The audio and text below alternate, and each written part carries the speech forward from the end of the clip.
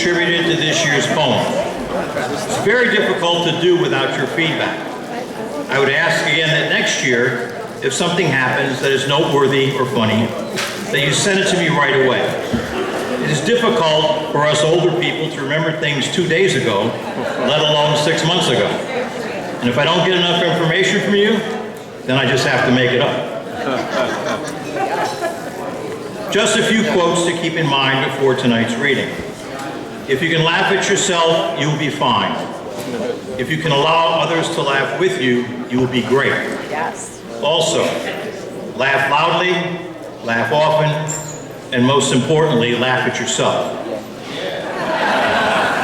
At this time, I would like to call up last year's poetic couple, Carl and Agnes Kukler, to announce this year's winners.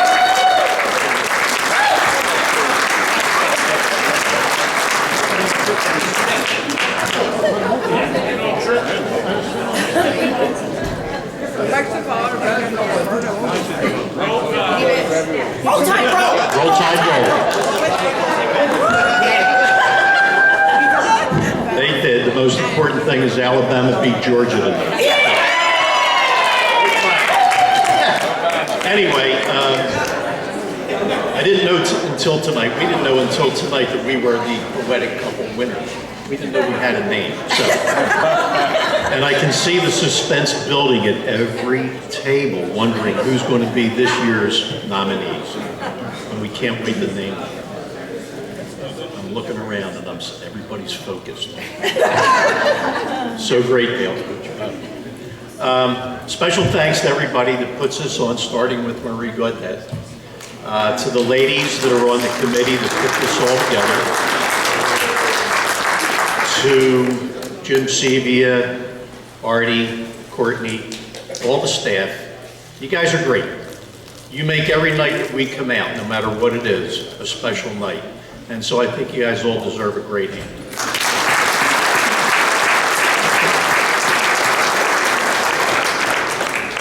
Last but not least, the guy standing to my right, he was begging for people to call him with stories. And he said something about getting old, and he asked me to do the same thing, but I forgot what he wanted me to ask. So I'm just going to ask everybody again, hey, listen, there's so many great people up here. There's tables, people everywhere, and we all have stories of our friends. So don't feel ashamed to pick up the phone, and you may not even, some of you may not even know Dale, but you should introduce yourself to him tonight, and then next year, during the year, if you have a funny story, something about your friends that would really put them on edge in front of everybody here, it would be a great idea. So please feel free to do that, because Dale does a great job. And he hates putting all this together the night before Christmas. So Dale, thank you very much. Great job. We can't wait. So, without further ado, this year's poetic couple will be. Drum roll. So we have so many friends here, but we have dearest, dearest friends. And tonight we are going to welcome on the stage Gretchen and Al Weiser.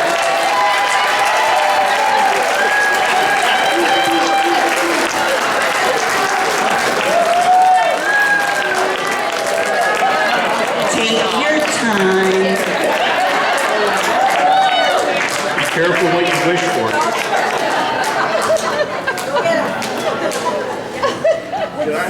Come on up. Can I have a drink? Which side do you want? Doug's like, can I have a drink? I think you should go over there. I will. Have fun.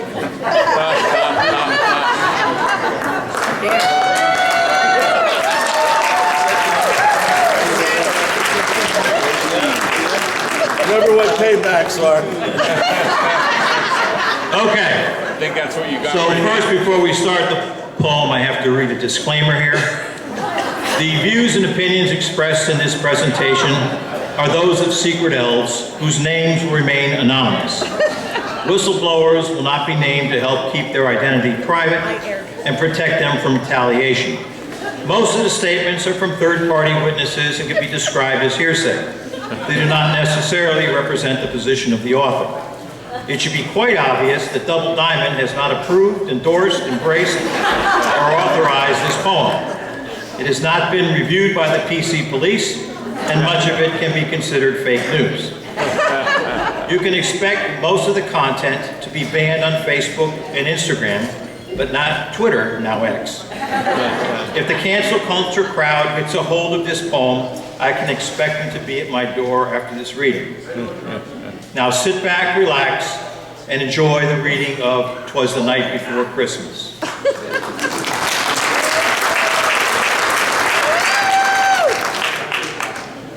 There once was a man from Nantucket. Oh, wrong poem. Wrong poem, sorry. Okay, the real one. 'Twas the night before Christmas in old Eagle Rock. The Weston Gate is not working.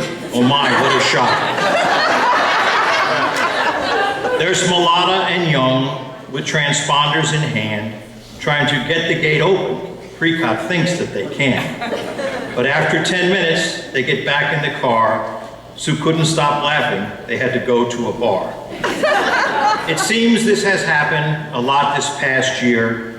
2024 will be different. At least that's what I hear. The stockings were hung by the chimney with care, and the pickleball courts were in need of repair. On this Christmas Eve, there's just one place to go, where the drinks, they flow freely at the House of Monroe. And they're not here tonight now. The Chisicks were snuggled, all tight in their bed, while big game hunting visions danced throughout Rich's head. Our Diane Pachado was painting her balls. Red, green, gold, and silver, she can now deck the halls. She may need to sell some. She sure could use the money for damage done to her Volvo. Good thing Ed is her honey. Old Doug in his jammies, Gretchen dressed in hers too, had just settled in for, well, you can guess what they do. I can't get too graphic describing this scene. I don't want to get canceled, if you know what I mean. Before coming home on that night, Doug was picking his balls at the driving range stand, going when duty calls. After a big turkey dinner with extra cranberry sauce, he was ready for bed with Gretchen, his boss. When outside the window, as if right next door, came such very weird sounds, Gretchen listened for more. She jumped out of bed and ran down the hall, tripped over Doug's golf bag and stepped on his balls. She took a good spill, had a bump on her head, but Doug, he just laid there like a big hunk of lead.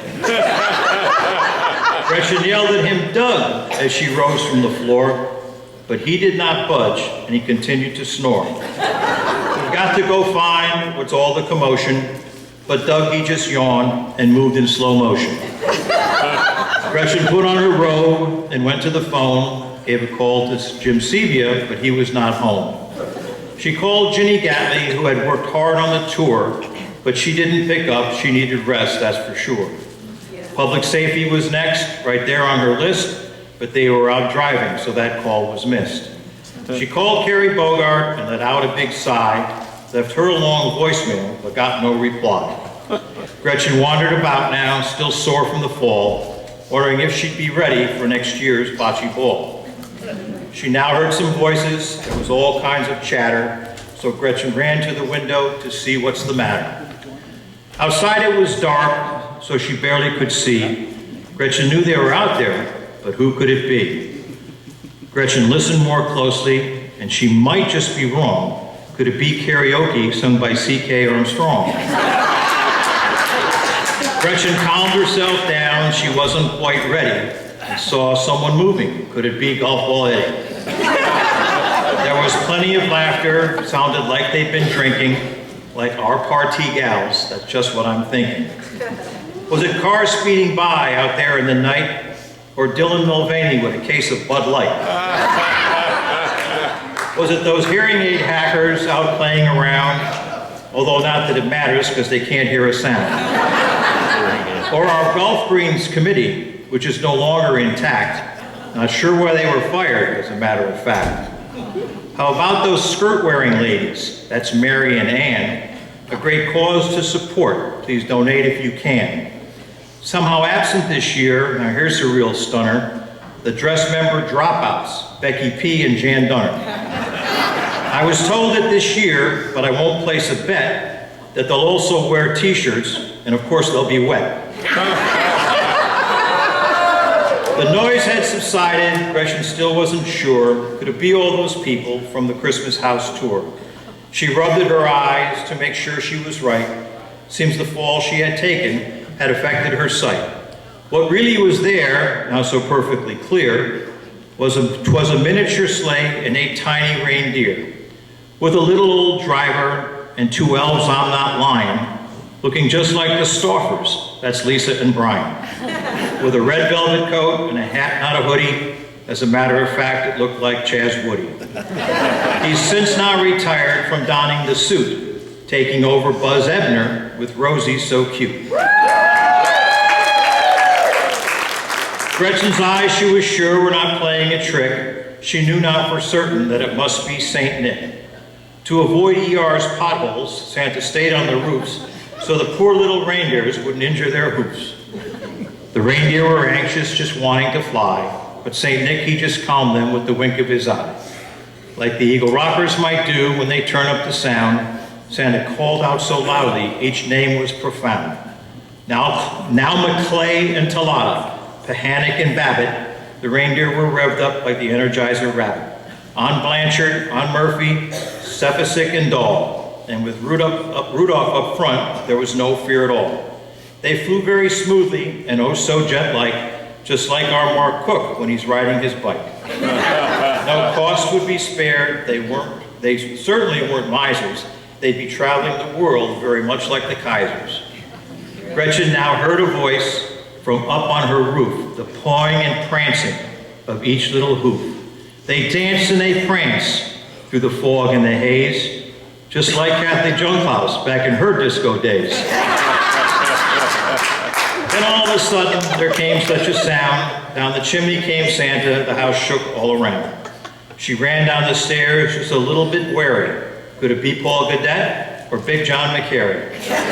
Gretchen looked at the figure, the space all aglow, all covered in soot from his head to his toes. A bundle of presents he had flung on his back, looking like Lori Fayok with her huge mail sack. Doug had left him some cookies and a few Miller Lights, lots of corn for the reindeer, so there would be no fights. Gretchen left him 3 bottles from which he could choose some nice top-shelf bourbon. That's her favorite booze. He looked at his list and it was perfectly clear that the Eagle Rock residents had been good all this year. He brought lots of gifts for the young and the old, plus a whole bunch of stories that he thought should be told. He started things off by reading a card saying thanks to those people that had worked really hard. Thanks go to Jim Sebia for all that he's done. Keeping Eagle Rock running is not always fun. To our caring network, a big round of applause, because to so many people, they are like Santa Claus. Judy Hall was their leader and has chosen to stop, but Candy Zukowski will keep it right there on top. Our scholarship committee deserves a shout out, helping Eagle Rock students, of that there's no doubt. Thanks to our chef, the phenomenal Artie, he's one you can count on to cater a party. For Miss Courtney Miley and the whole clubhouse crew, many thanks for your service. You know just what to do. To Gary Cardamone, a great job again, running both pool leagues for the Eagle Rock men, although women are welcome. And thanks to Nick Rossi, and don't forget Ken, the bocce season was fun. They did a great job again. To M&M Molnar for cornhole this year, for your tireless efforts, you deserve more than a cheer. We are grateful to Ginny and the rest of her team for planning the house tour. Your work was supreme.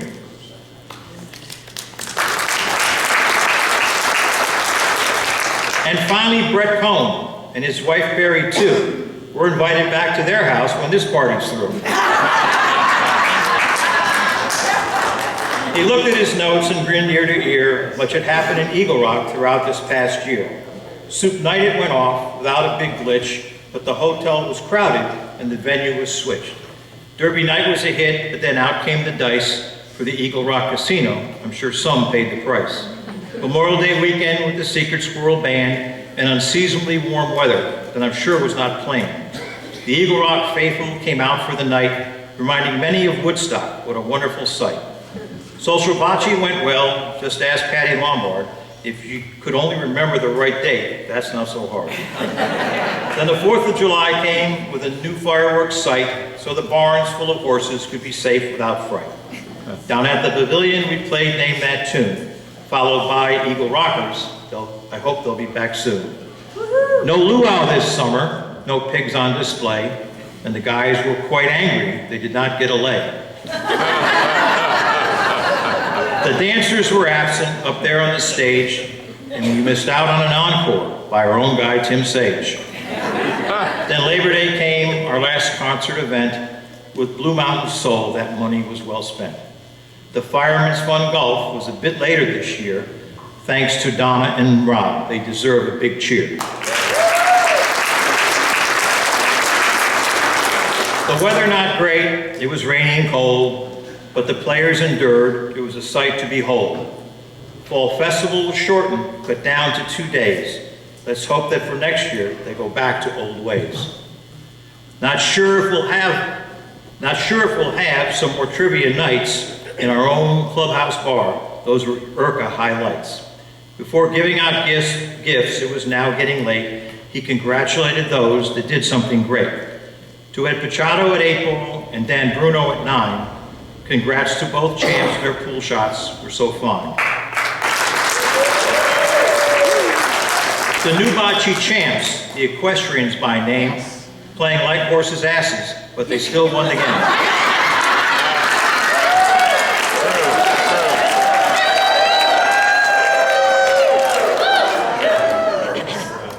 The Lady Niners group has a new MIP. That's our Marcia Young. She's great off the team. To the Corn Fusion team, Doug, Bob, Carl, and Ken, they told me that next year they'd be champs once again. And to Lisa McCune and her first hole-in-one on hole number 6, that sure had to be fun. He bent over his sack now and untied the laces. It was time to poke fun. He tried to cover all bases. The gifts that he had were all just in fun. They aren't meant to be nasty, so don't come undone. A jigsaw for Bob Bruno. His ornaments are great. He'll have more for us next year. We'll just have to wait. A new tubing hill being built for this year. That's something the kids will be happy to hear. Some stop signs that flash and radar guns too to help out those drivers who should check their brake shoes. For our Deb Archut, a new stair lift chair so she can get to the basement with a little more flair. Some well wishes and prayers for our friend Bernadette and a speedy recovery. She'll get there, no sweat.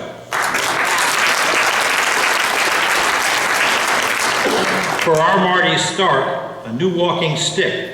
He can't help but falling when the sidewalks are slick. And just for the Hankos, that's Ann and her Ed, a trip back to Europe. That's it, enough said.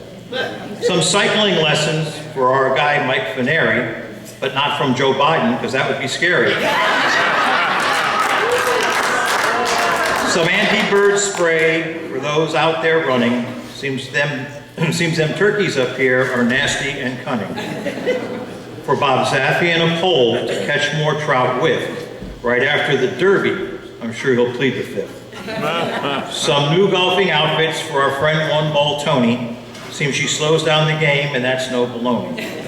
Carrying more than one ball might ruin her clothes. Just get bigger pockets. A good thought, I suppose. Then there was Marge Simpson on Halloween night, dressed like Agnes Cooper, by the comical sight.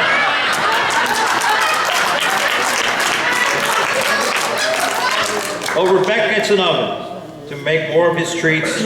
His desserts are amazing. They just can't be beat. For Maureen Bruno, a tutu. As she's striking a pose, our ballerina bowler puts on some great shows. He managed the center where the horses all stay, for Gaetano a fork to move manure and hay. Now for Christine Coleman, hiking boots that aren't tight. She's still planning her visit to the park Yosemite. Sometimes I repeat things, or so I've been told, but stories like this never seem to get old. Shovels for our dog owners who keep refusing to scoop, and a few plastic bags to pick up the poop. For John and Steph Beavers, a new book full of songs. When they play Name That Tune, their answers are wrong. For one lucky person, $15,000 check to buy a club membership without land. What the heck?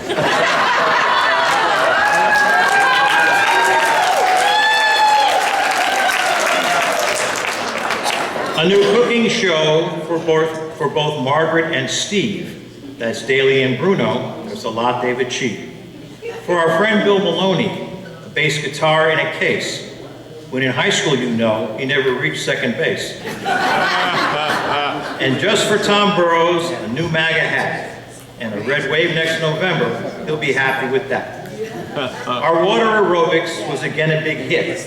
With all those tight swimsuits, they are ready to split. A new suit for Bruce Schumann and a few other males. Thank God for the shrinkage, but we'll spare the details. Before leaving the scene, he had one last goodbye to some people we'll miss, and that's not a lie. Connie Hoffman, Frank Smith, and Frank O'Brien too. They've left us too soon. There's not much we can do. Our friend Gary Stepler, we'll miss him, you bet. Always helping so many, but we're not finished yet. We can't forget Carl. Things won't be the same. De Federico at the golf course. He's gone. What a shame. They are all up in heaven, resting now in God's arms with a wonderful view and free from all harm. It was time now to leave, but before Santa did, he was reminded of something he was taught as a kid. The words that he spoke were still etched in his mind. Be nice to your neighbors, and to others be kind. Santa then flew up the chimney and got back in his sleigh. Then he gave the command, up, up, and away. You could hear him so clearly as he drove out of sight. Merry Christmas, Eagle Rock, and to all a good night.